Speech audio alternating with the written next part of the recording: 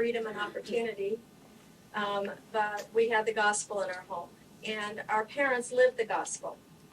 And they were examples to everyone, not only just us. They were good models. They practiced what they preached. They taught us to be respectful.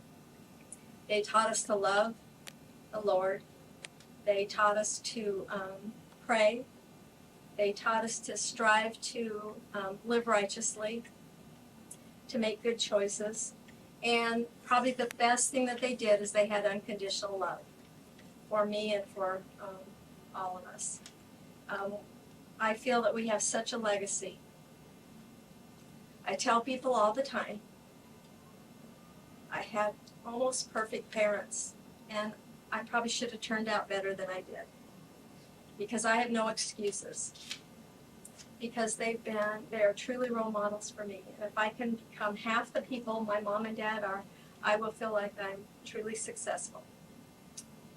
And I'm also extremely grateful that Mom and Dad have provided the way that we can be an eternal family together, because there's nobody in the world I'd rather spend time with for eternity than my family.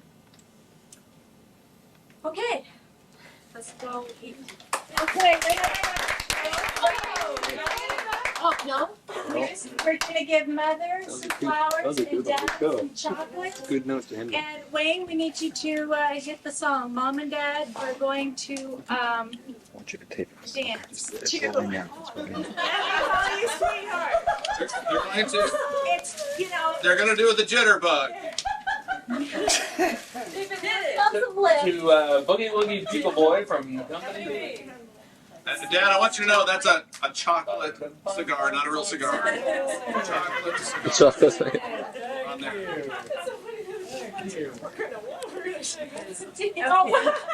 Wait.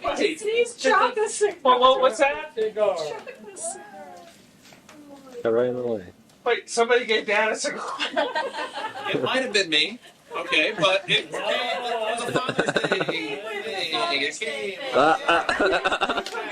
It's chocolate. It's milk chocolate. Not even dark chocolate. Here's flowers. Yeah, where's Mom's cigar? Yeah, where's the mom's cigar? That's Mom's cigar. That's fine. Oh, that's great. Oh. Okay. So, No, all right, this is the 16th wedding anniversary dance. That means you guys move your chairs back. Let me call you sweetheart, right? Yes. It's going out of focus. Come on up, Daddy. I'm your sweetheart. You're gonna start dancing. You're gonna dance. Let me call you sweetheart. It's your sweetheart.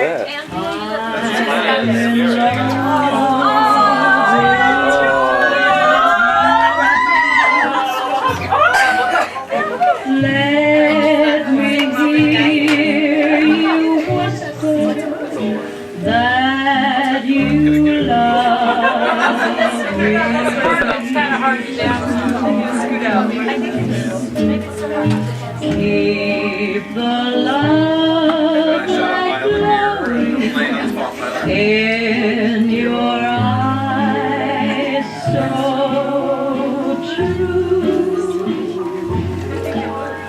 Let me call you sweetheart. What happened?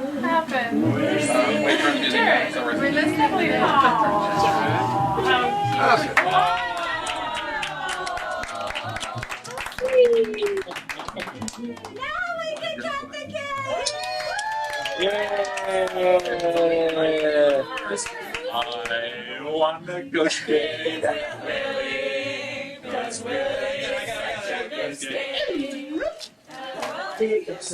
Wait, did they get a chance? Yeah, that song? No?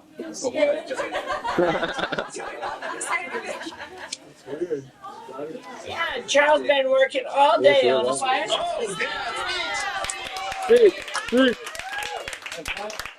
Been working all day on a speech you want. No, it's twice.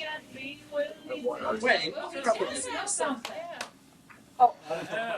I've got a 30-minute speech. I see that. I don't have that much tape. I've heard that that might be a little long. So, what I'm going to do is to just read you a little something at the beginning, and then, but I've got several pages here, but I'll print those up and make them available to all of you. Wonderful. I spent all day writing, Oh. but it hadn't been edited yet. So, on June the 15th, just 3 days ago, my wife and I celebrated our 60th wedding anniversary. That was a significant event for us. It wasn't a record by any means, but it was in our day and time way above average. We have a wonderful posterity, that's you. Yeah. And we truly love each one of you. We truly do.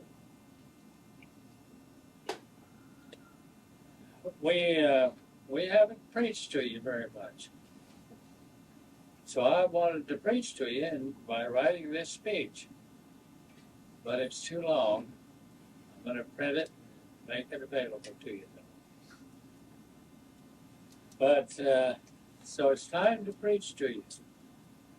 Just a little bit anyway. We always tried to set an example. Thought that would be preaching enough.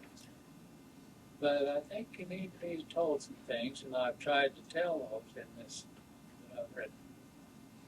So I hope you'll appreciate that. But we really do love and appreciate every one of you. You're just so special. I appreciated Marilyn's tribute to us. And it's very touching. And we do appreciate it. We appreciate you and the lives that you're living. And I want you to know that I know that the church is true, that Jesus is the Christ. He is the Redeemer of the world. I've had manifestations made to me even over the years that I just know, there's no doubt about it, that it's true. And I just, if you don't already know that, I suggest that you talk to the Lord about it, study, and seek to know for yourself this testimony of the Lord Jesus Christ. And that's what it's all about. This life is soon gone. It just doesn't last very long. Sometimes it just seems like a long time. But it goes in a hurry, and then we go into the next phase of our existence. And so, and it just goes on, and hopefully we've lived the life that we know we should live, and have been taught by the prophets, then we can live with our Heavenly Father someday. And I bear you this testimony in the name of Jesus Christ. Amen. Amen. Did you have a comment? I was thinking of something to say, wasn't that one day? Let's see, what was it? Yeah. How to get along with people. How to get along with your spouse, your kids, your whatever. And a lot of this I learned from all you kids too. But if you want to be happy, praise somebody else. It'll really make you feel good if you mean it. But if you think something nice about somebody, try telling them. It's they may look at you like you're kind of weird, and they may say, "Oh, God, you don't really mean that." But it feels good. It really does when you say, just whatever comes to mind, that is good. And if you ever want to change a situation, the only way you can change it, you have no control over anybody else. If you think that you can control somebody else's actions, think again. you can't. The only one you can control is ourselves. That wasn't a very good English sentence, but never mind, you know what. But if you hope they'll change someday, the only thing you can possibly do is to keep praising them for the good things and keep your mouth shut about the bad things that you don't want. And pretty soon, the good things will probably happen. And if they don't, you'll feel a lot better yourself anyway. That is my advice. Have I always done it? Of course not. But I keep trying.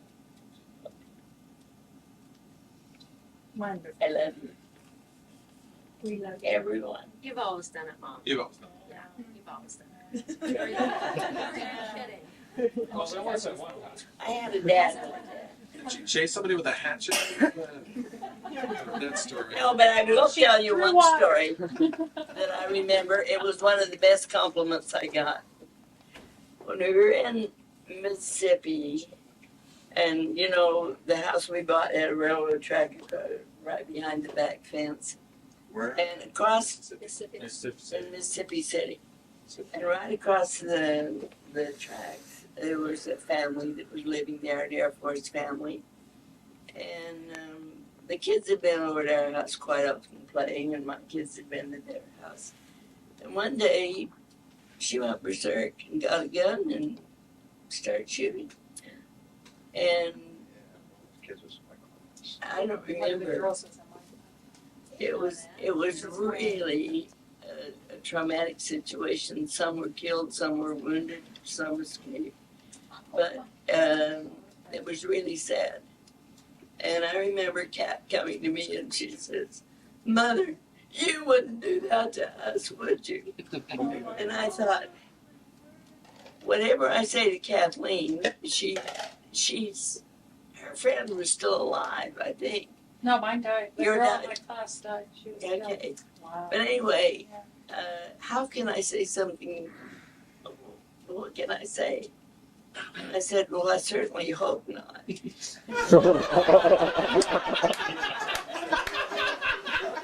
gotta keep her guessing. Killed Wayne with a hammer one day. Oh, way to go, Mom. You want this on tape? And then Kat looked so worried, and all of a sudden she relaxed and smiled and said, "Of course you won't. We don't have a gun." But we did. I even remember that family's name. Yeah. Oh my goodness. Harry Blue was the kid in my class. When? Blue was their last name. Harry Blue. Like when was in my class? Wow. Mom, I'd just like to take this opportunity on behalf of the entire family to thank you for not shooting us. Yes. Hey, there's still time, Mark. There's still time. Shoot up to this point. She doesn't have it. Haven't you heard the saying that grandchildren are the reward for not shooting your kids? Oh, that's Or strangling them? Cake? Yes, I think. We have ice cream.